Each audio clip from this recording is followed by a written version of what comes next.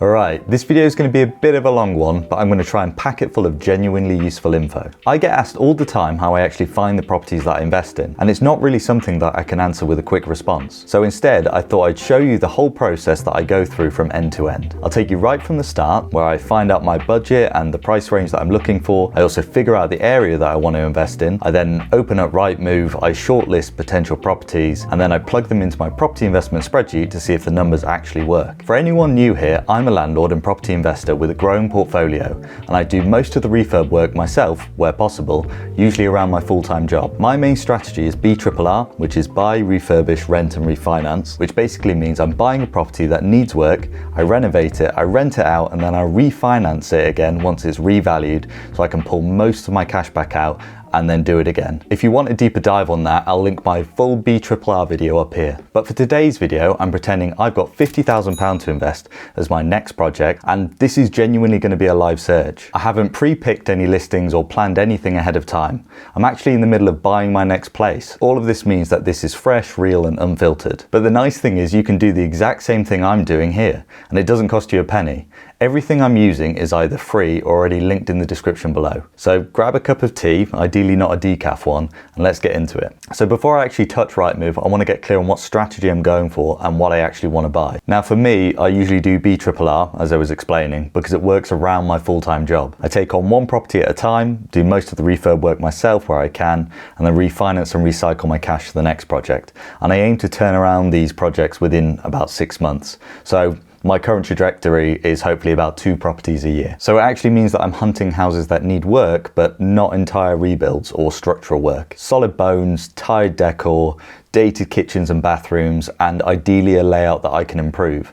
So whether I add an ensuite or open out a wall, maybe add a small utility, that sort of thing. But if I were flipping, on the other hand, I'd be stricter on the resale timelines and the margins. But for today, I'm just looking for bread and butter single let refurbs that boost both rent and end value. So the next thing is budget. I start with a quick mortgage calculator to get my ceiling, and then I sanity check with my broker so it's realistic with stress tests that lenders need. That then number becomes my price on Rightmove, and it also keeps me honest when I'm tempted by something shiny. And because we have £50,000 to spend, and I know I'm going to be looking at properties with a buy-to-let mortgage, typically in the UK, at least right now, you need a 25% deposit minimum, so a 75% LTV, loan-to-value ratio. Now this £50,000 that I got, that's not actually for just the deposit. That includes the buying fees or the stamp duty and solicitor fees, and it's going to include some refurb work as well. If I have £50,000, I'm probably going to have about £10,000 of that as the stamp duty and any solicitor fees, and then another £10,000 of that as the renovation. So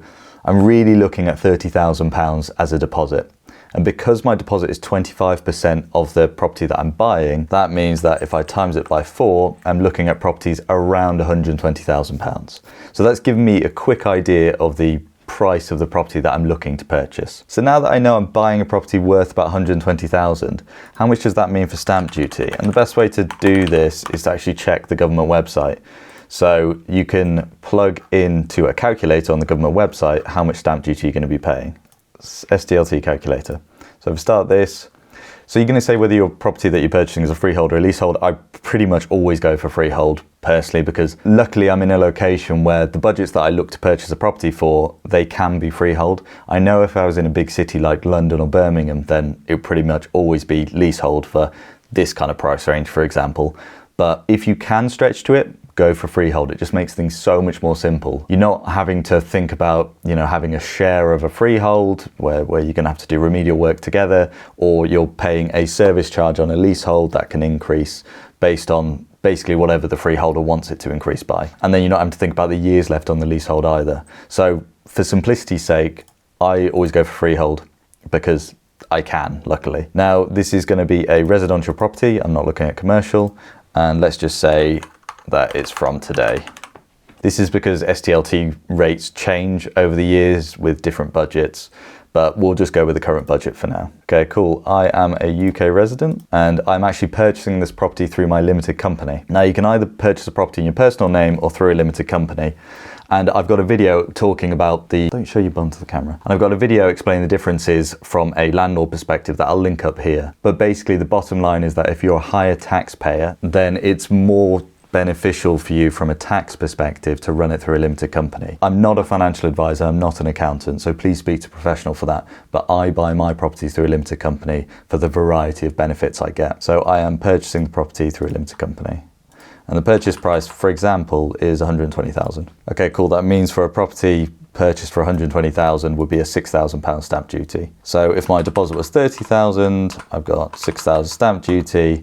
I'm probably looking at £1,500 of solicitor fees, and then there'll probably be the mortgage product as well. Let's just say 2,500. That will give me £10,000 left for my refurb. So we now know that we've got a budget of £120,000 to purchase our property, but the next big question is, where are we going to purchase it? So I actually have a tool which I use. I've called it the area finding tool, and this is free on my website. I'll put a link down below. And the reason I made this is because I do a lot of the refurb work myself. I prefer to purchase and renovate properties close to me. And the reason why I like it being close to me is because I go back and forth to the property quite a lot. For me, it's worth having a property closer to me because one, I can make the numbers work, and two, the little bit of extra yield, rental yield I'll be able to squeeze out of it would not be worth the time I spent commuting back and forth to that property. So for this spreadsheet, you put in the area which you live. So I live near Newark and Sherwood or Nottinghamshire, and I'm going to say that I'm looking for a semi-detached house probably. And I don't want to commute that far to it, so I'm going to say the max I want to go is 30 miles. So what this has done is it's grabbed government data on the average house prices throughout the UK and the average rent prices throughout the UK. And it makes a calculation to tell you the average rental yield of that area. Now, this is just an indicative figure. It's not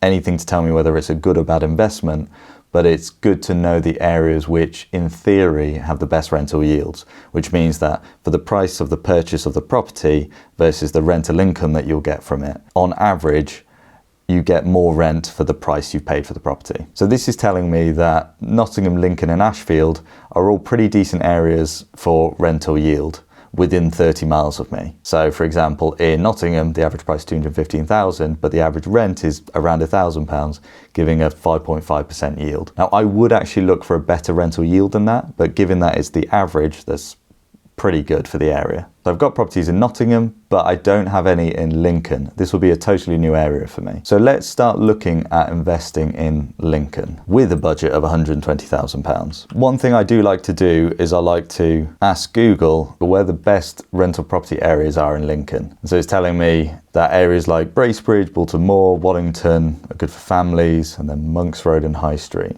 So I'm probably going to say South Lincoln, West End as well, and then close proximity to the city centre, which is always a pretty good investment to make.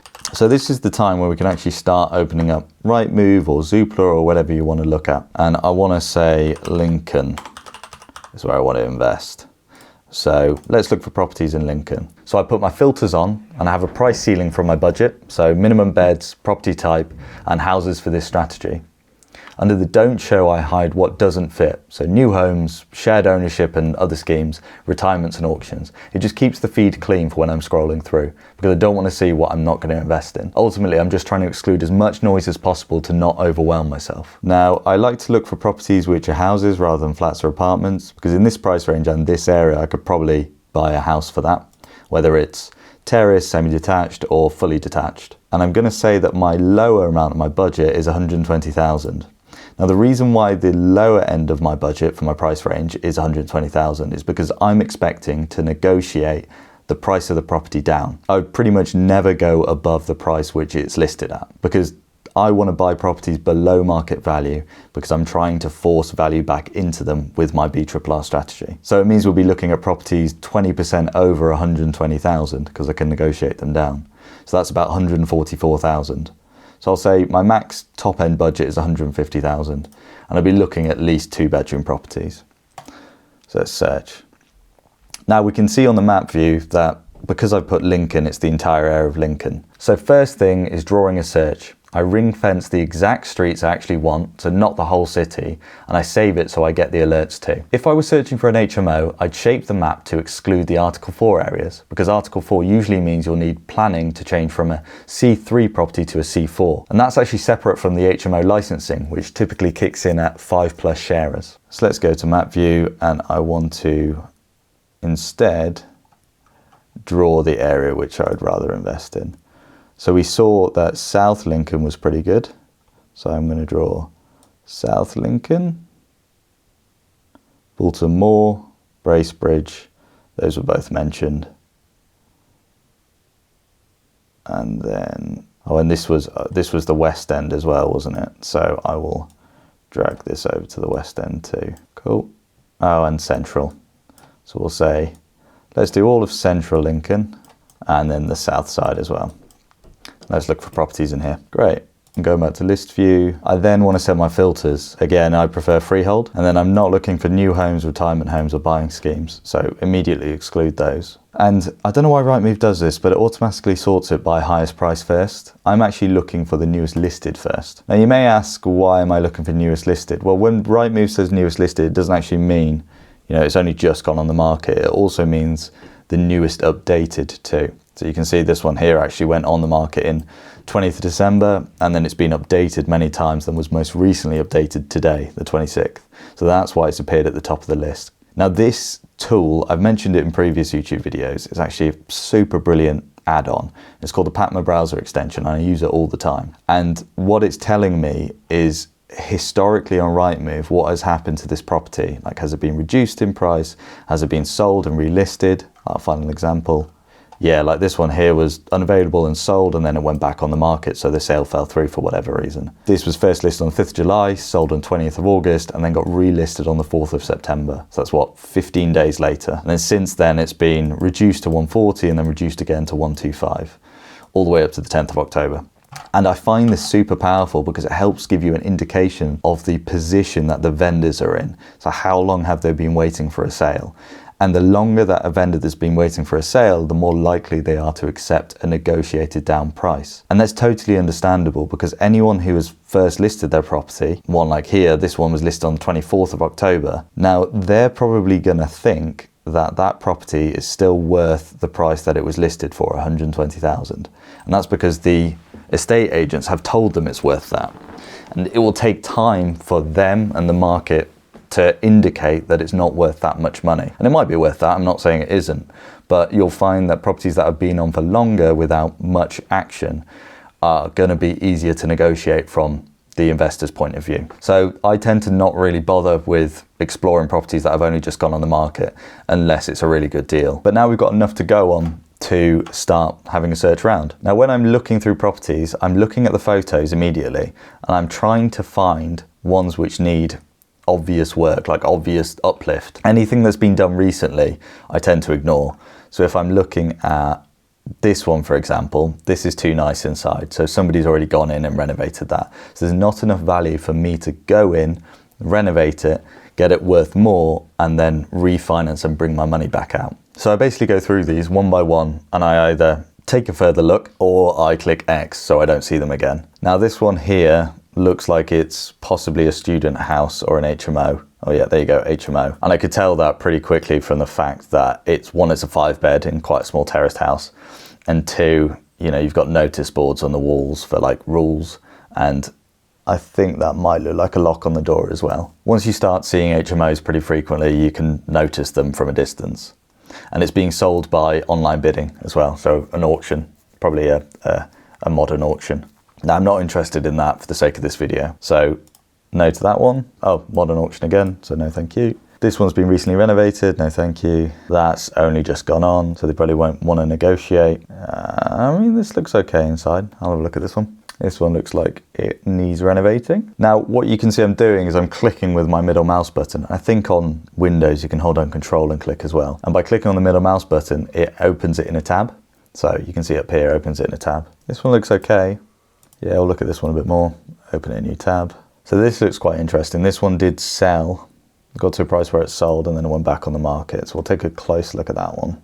And then, oh, this one looks good. 26th of June, went back on the market, still not sold. Right, so I have got a few properties now to look through in closer detail. I want to see what this looks like. Craven Mews, reduced on the 17th. Looks like the carpet's been redone in this one.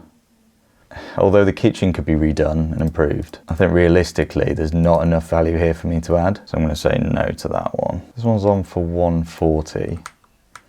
It's not particularly nice inside. Okay, so this is about 86 square meters. I mean, that's not a bad size for a 3-bed. I think realistically these beds are probably not going to get any larger. In terms of a floor plan, when I'm looking at a floor plan, I look at what I could possibly improve and change. You know, can you add in an extra bedroom? Can you add an ensuite? I tend to find that the first ensuite that you add does add a good amount of value, especially in people seeking properties for them to live in as a family. So it's usually the parents get the bedroom with the ensuite, that's super appealing, and then the children will share a family bathroom. So for this one, I wouldn't necessarily be able to add an upstairs bathroom, but there is potential scope to change what's going on down here with this shower room. You tend to find in a lot of old houses that there's a separation between the kitchen and the bathroom in layouts like this. If I remember right, it was because there used to be a rule saying that a bathroom couldn't be adjacent to a kitchen because bad air would be shared between them. Now, I think it just has to be a door. This one, you can tell that the vendor's probably pretty keen to sell it because it's being listed with 3 different estate agents. Now, where is it located? So it's fairly close to the city centre, not far away from the station. Let's have a look at the street. I always like to do street view to get a feel before I go visit the properties. Now, even when I visit the properties, I do go around the area, usually on my bike or in the car, just to get a feel for the neighbourhood. But street view always helps. So what I like about this street is that pretty much all the houses are identical. So they're all terraced houses, and it looks like they share half of the alleyway that goes through to the back. And the reason why I like this is because it gives you a really good indication of how much a property like this would be worth. Because there are so many, if I search this street, which I'll do right now, and see how much properties sell for in this street, I could probably find one that's in a renovated condition that is sold recently, and that would tell me how much I'd be looking to add value. So let's look at sold prices. I tend to find Zoopla is a bit better for sold prices than Rightmove, but when I'm looking to purchase, I prefer to use Rightmove. Now, there's no reason for me to use Rightmove over other ones. I've just used it in the past and it's worked for me. And I kind of like the filters anyway. So this one sold in March 2025 for 141,000. If I look inside, the layout is what? 37 square meters downstairs, 30 square meters, so 68 square meters. Yeah, it looks like it's sharing half the alleyway. This one's sharing the back. Interestingly, this one's got a bathroom upstairs, but no bathroom downstairs. So the one we were looking at actually had a bit extra on the back, this one. I don't know how good quality that is, if we look at the photos. Yeah, it's not really showing me this room at the back. Now, there may be a reason for that. Oh, it looks half decent. It looks fairly well built. I'm not sure whether that's a photo glitch or there's something wrong with the roof tiles there. That seems okay. Yeah, the inside of it is definitely need in a full uplift. This room's completely pink, actually. It makes me feel like I'm in the womb. I'd call that the womb room because it's fully pink. Oh, absolutely beautiful. So this is the smaller of the bedrooms. So they've obviously used it as like a wardrobe area. Oh, and it's got a shower room downstairs. So that should hopefully mean the walls are fully tanked, which is nice. So if I were to put in, you know, a new bathroom, I wouldn't have to worry too much about having to make sure all of the walls are tanked behind. I'm actually not disliking this one. So 141,000 for a property in what state? Listed for 150. Kitchen's nicer. Bedrooms are just done in a plain way. 3-bedroom as well. That's the only bathroom in the house, so they're both single bathrooms. So they've both got 1 bathroom only. And yeah, and the one that I'm looking at has an additional area for a downstairs bathroom. So in theory, if this property were renovated to a similar standard, it should actually be worth more than 141,000 because it's got that additional space for the bathroom. So the reason why I like the sound of that is because that it gives me a bit of upper headroom on what this property could be worth. So this is actually telling me that this property in particular is probably a good one to start investigating, and I'm going to shortlist this. Now, we did see another one on Foster Street worth 140,000. Yeah, this one. So this isn't the same one. And although it is slightly nicer inside, it's not very nice. It's got a downstairs bathroom as well, the separate toilet. And yeah, I'm not a fan of those tiles, understairs cupboard. Electrics look okay. And the reason why I say electrics look okay is because when the plug sockets tend to be higher above the skirting board, that means that they're chased in the wall. Whereas if they're resting on the skirting board, then it's likely you're going to need a rewire. Now, I'm not an electrician, so I'm not saying whether it will or won't. It's just an indication of what I'd probably, oh, see, yeah, that one's in the skirting board there. That would need to be redone for health and safety for your electricity check before renting it out. But in general, the other plug sockets are okay. So this one, I don't think is worth 140,000. It was originally listed at 145. It did sell apparently for 140. But considering one sold the previous year for 140 in a nice estate, I wouldn't say this is worth it. I mean, you could make this part of the upstairs an ensuite because we've seen that done for the other property, which means that you probably can run waste pipes underneath, soil pipes underneath. But for the work and cost that would be for a renovation, which is maybe at least 15,000, I would say, for that just ballpark figure, yeah, you wouldn't see your money back. So you'd have to negotiate this one, I think, down to about 120. And then personally, just ballpark figure again, maybe this one 110, 115. I know I'm ballpark figuring right now, but this is before I plug them into my investment spreadsheet, which helps me deduce how much I should be offering for it. The reason why I'm doing the ballpark figures now is so I know which properties to not even bother looking at and to exclude. Like if this one was listed for 150, then you'd be asking for too much money off and they probably wouldn't even consider it. Even at 140, I think this is too much. So I'm actually going to exclude that now because it's probably not worth me investigating for the sake of this video. So I like this one. Let's take a look at this last property that we looked at, which is Rudgard Lane. So the offers are in a region of 145,000 and that's for a 2-bed. If we look upstairs, that bedroom is quite large actually. And it's got a cupboard above the stairs. Single bathroom, which is upstairs at the back, and it's got an office at the back. A tiny kitchen though. Let's take a look at these photos. All right, I don't see any damp on the walls. The plug sockets, I mean, that looks like it could be a phone plug socket. This one is a box which comes out the wall, so it's not chased into the wall. These plugs seem okay. The kitchen would need to be torn out, which is a good thing. You kind of don't want to go for the kitchens which are new but bad quality, because you either feel bad about tearing them out or you're not going to add enough value for the cost of tearing them out and putting a new one in. So ones like this are much better where you just tear it out without even feeling bad about it. I mean, it is a big enough kitchen for a 2-bedroom house. I know on the floor plan it looked like it should have been really small, but it's not too bad. And you might be able to knock out this wall as well, depending on whether it's structural, to make this a larger kitchen with the back door in too. Yeah, this doesn't look too bad. I don't see any damp on the walls as well. Again, not too bad. This plug socket here is coming out the skirting board. Oh, and there's a fairly large patch of where it's been leaking here. Now this looks like the back corner, yeah, next to the shed. I bet you there's going to be a gutter that's running down there that's probably overflowed. So it looks like it should have been this corner. Is there yeah, there you go. So there's a gutter corner here. And either this soffit and fascia has been causing a leak or this gutter's overflowed, causing water to run down this wall. So if you clear that out, if you fix that problem, then that should be able to be patched quite nicely. Oh, and that's the soil pipe for the bathroom. Now it does look double glazed, so I don't think this is too bad. And where is this one? Very, very central. So the other one was down here, this one's over here. So both of these properties, which I'm now pretty interested in, are quite central. And you can see from the Patma browser listing history that it was first put on in March and then reduced, sold, put back on, sold, put back on. And it has since been put back on and waited around for 4 months today. So yeah, this would be probably up for negotiation, which is good. 145,000 does sound quite high for a listing of a 2-bed, but let's see what properties are like on Rudgard Lane. 200,000, but that's a 4-bed. 180,000 is a 2-bed. 10 Rudgard Lane. 166,000 is a 2-bed. 170,000 is a 2-bed. Let's look at this one. 180,000. Okay, I'm liking this a lot more now because I'm starting to see a much larger gap between the listing price and the potential sold price of neighbouring ones.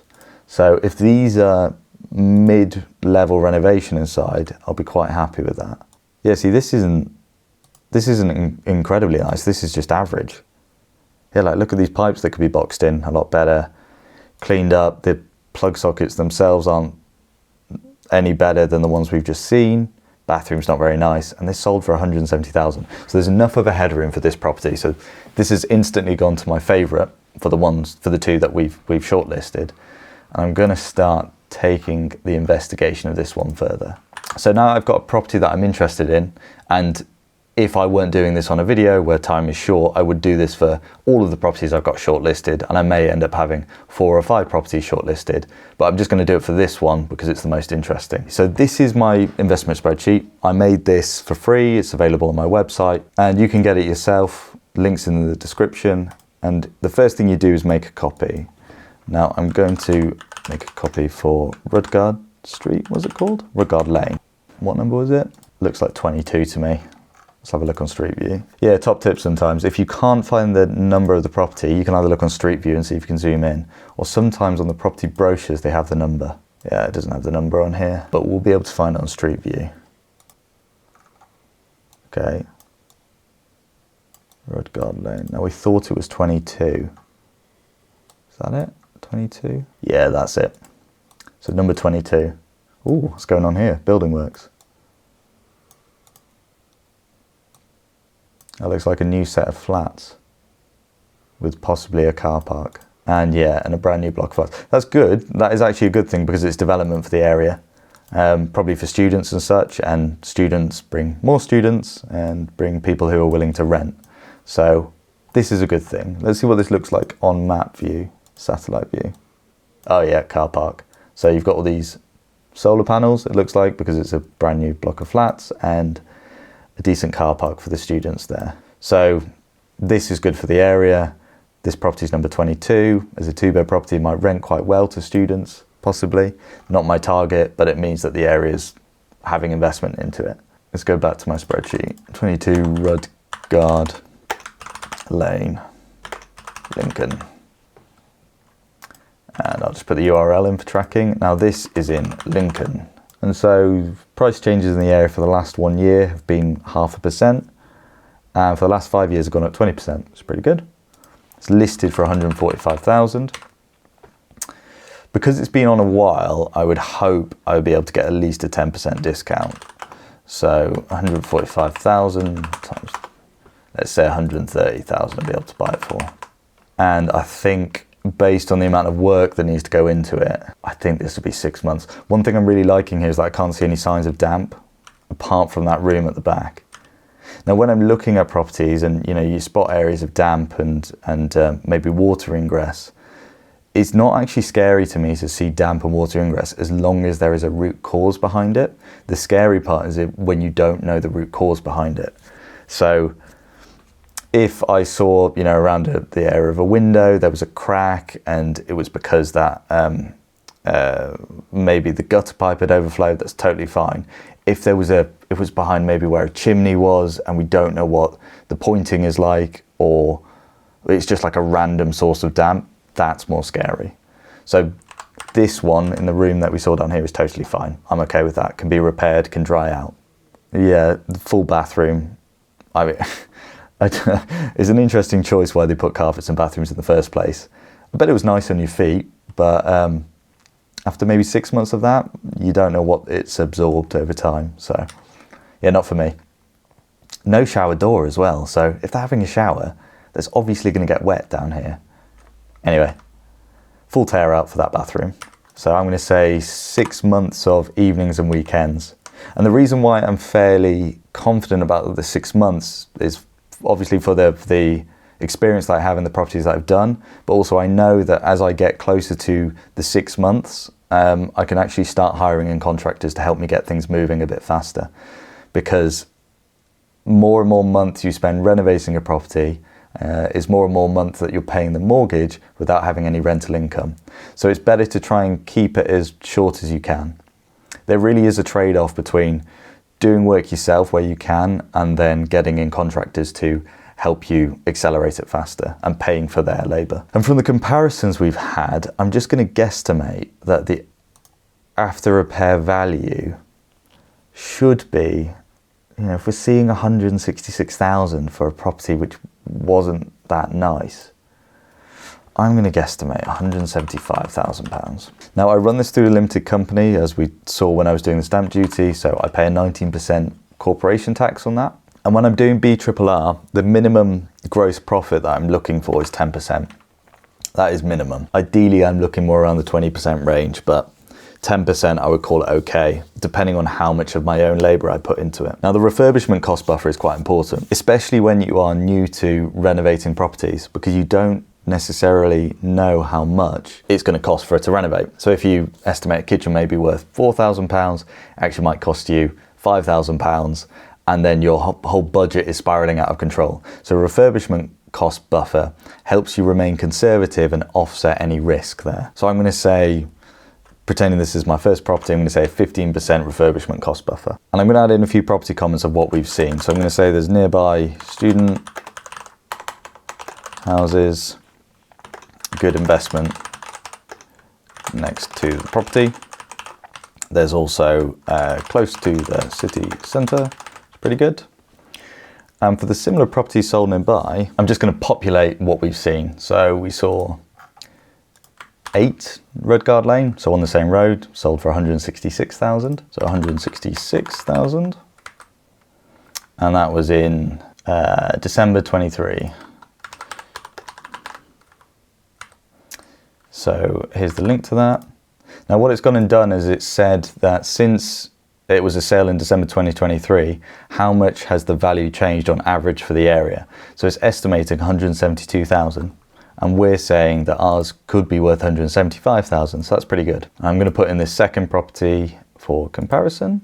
So that's number 8, this is number 6. And this sold for 180,000.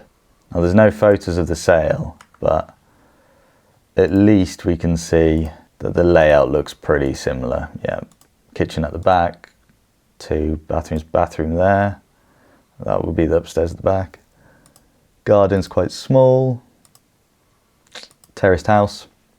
Yeah, it's probably a fair comparison. So this one was number 6, sold for 180,000 in July 2022, which is kind of the peak of the market. So 180,000. So I wouldn't expect necessarily to get that. So July 2022. Now, if I were actually considering purchasing this property, I would do more research and get more properties nearby for a comparison. But this is good enough for me to possibly go view it. And I would probably do this level of detail on this summary page for all of the properties that I was looking to go view. Now it's time to put in purchase costs. You don't need to pay too much attention to this to begin with until you're actually thinking about putting an offer in. But I'm going to say my solicitor's fees, 1,500 like earlier. Stamp duty is already calculated for us at £6,500. I'll double check that later, but it sounds about right. Council tax, I think this was band A I saw. No change. Yeah, band A. So was it Lincoln band A council tax? 1,507. What's that? £125 a month. 125 utilities. Let's say £50 a month. Insurance, £20 a month. Maintenance. I'm renovating the property, so there wouldn't be any maintenance. If I were going to sell it again, estate agent fees, let's say 1%. Conveyancing fees, same again. Energy performance certificate, about 120 quid. And I'll be looking to buy it with a mortgage, 75%. So that's £32,500 down. And possibly, we'll do interest only, so it doesn't really matter in the length. Let's say the interest rate is 4.5%. We'll do a 2-year product. Actually, now it's around 4% because I just took out a mortgage on a property and refinancing. So 325 quid a month, not too bad. Now let's just have a quick think about rental prices for the area. I want to see Redguard Lane. Put in the postcode. To rent. Let's do 2 beds. £750 a month. It doesn't look like a similar property. Can you show me ones that have been rented? Yeah, include let agreed. And let's look nearby. 850, flats 1,100, terraced house, £650 a month, £745 for the flat. So yeah, it looks like there's a lot of demand for students, which is cool. Now, if I do a property as a terraced, see what that looks like. I would guess, looking at similar, maybe £900 a month. So on this page, I'm just going to put £900 a month in an estimated rent. Now we confirm that with the estate agent before actually looking into that in more detail, but it will give me an idea of what the after all the cost income would be. Now with single lets, you're not looking at the crazy cash flow like you'd have with something like an HMO, but you are gaining income in theory in multiple streams. So not only do you gain income through the monthly cash flow, which might be like 200 quid or so for a property like this, possibly 300 quid, but you would then gain through the capital growth of that property too. And the whole point of the BRRR strategy is that you've invested in a property, so you bought the property, you renovated it, you hopefully pull most of, if not all of your cash back out, and then it's generating you monthly income for quite a small amount left in. So say if you only had, you were investing 50k and you managed to add value and pull out 40k, you have only left in £10,000 of your money, and if it's generating you 200 quid a month, that it would be 200 times 12 divided by 10,000. That's 24% a year return on investment. So those are just quick simplified numbers, but that's why the BRRR strategy is quite powerful despite only being, 200 quid a month. It's the income from the money that you've got left in the property, and then you're getting capital growth on top of that too. So if the property continued to grow as it has done for the past 5 years and 20%, then that's 4% a year of the £120,000 purchase price on top of the 24% on your cash invested anyway. Basically, it's two main streams of gaining wealth through cash flow and ongoing capital growth. Now, refurbishment costs, I'm gonna kind of breeze through this a little bit because it takes a while for you to do your property renovation estimates properly. I like to use AI quite a lot. I use ChatGPT and ask ChatGPT, hey, I'm replacing a kitchen in Lincoln. The size of the kitchen is about this. I want dishwasher, oven, hob, it's full tear out and a put in. How much would it cost for a Howden's kitchen, for example? Just estimate it, give me a lower and an upper bound. And I would always use that upper bound, but I'd fill all this out. So I'd say like kitchen, new kitchen, quantity 1, and let's just say the whole thing would cost maybe £6,000. And then I would say as well for the rest of the house, other work, say £4,000. So then we've got a £10,000-ish refurb, which, to be fair, for a property in this condition is probably not too far away of how much I'd spend. I maybe go up to 15,000. All in all, it doesn't look that bad. Like, it's not as if I'm doing anything structural. It's mainly just buying the new kitchen and installing that and the new bathroom, and then just new carpets, flooring, painting. Yeah, not too bad overall. I probably do LVT throughout downstairs, which is something I can do myself. So this is now telling me that overall, if I'm expecting a 10% gross profit, I would need to buy at the maximum £133,600. So that's actually 2.8% above what I'm hoping to get, £130,000.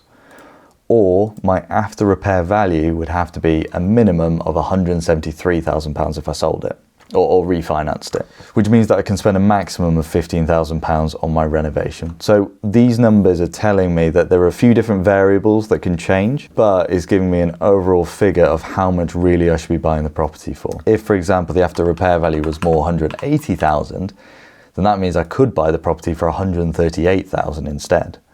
So let's keep it conservative and say 175,000 based on the research that we've done. I now know that I could put in a bid of about 134,000 based on the factors, and if I purchased it for that much, it should in theory be a good enough investment for me, and it should work as a BRRR. So this has given me enough indication, after maybe a bit more information on the potential renovation works, that I would go ahead and book in a viewing for this property, because I've managed to find an area which, according to Google, is pretty good for investment. Lots of students in the area. I've compared it against recent ones that have sold on the same street, which are pretty much the same sized property. I've checked that there's rental demand in the area, and there definitely is, mainly because of the students, but you'd hope so for families too. It's close to the city centre, so I imagine there would be. And then we finally worked out that there should be enough of an uplift buffer to that value to make it a worthwhile investment for the profit that I'm looking to gain. So this is ticking all the boxes.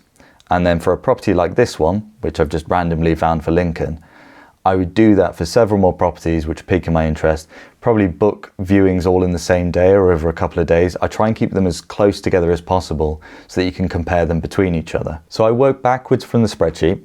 My max offer is the after repair value minus the refurb and fees and buffer. So if they reject my lower offer, then I'll probably just walk away, because if the numbers aren't adding up to make it worth my while, then there's no point investing.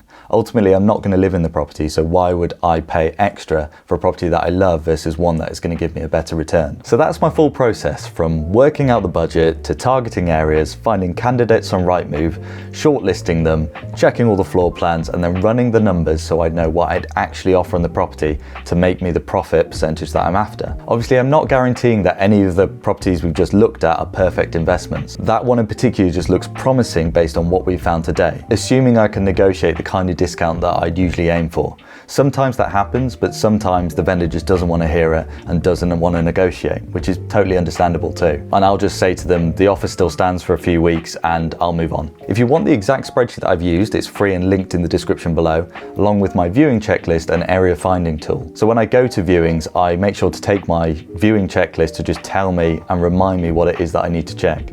Even though I've seen hundreds of properties and viewings, I still tend to always forget something unless I've got a list. So find that again below for free, super useful. But if you're more interested in the longer term strategy side of things for property investment, watch my video over here on how I'd invest 50k in property over several years. And if you found this video useful, a like and subscribe really helps to make more of these videos to hopefully be useful to you. Thank you for watching. I'll catch you in the next one.